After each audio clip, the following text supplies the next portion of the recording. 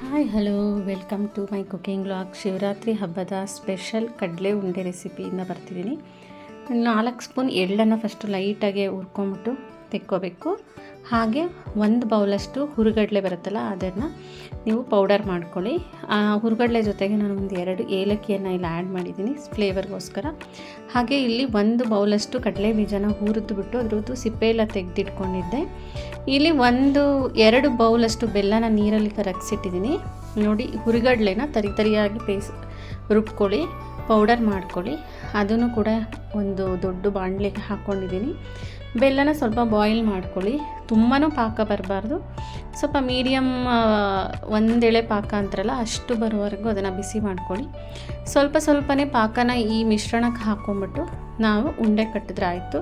ನೋಡಿ ಎಷ್ಟು ಈಸಿಯಾಗಿ ಹುರಿಗಡಲೆ ಮತ್ತು ಶೇಂಗಾ ಬೆಳೆಸಿ ಒಂದು ಉಂಡೆಯನ್ನು ನಾನಿಲ್ಲಿ ಮಾಡ್ಕೋತಿದ್ದೆ. ಇದಕ್ಕೆ ಬೇಕು ಅಂದರೆ ನೀವು ಹಸಿ ತೆಂಗಿನಕಾಯಿನೂ ಕೂಡ ಹಾಕ್ಕೋಬೋದು, ಇಲ್ಲ ಒಣ ಕೊಬ್ಬರಿ ಕೂಡ ಹಾಕ್ಕೋಬೋದು.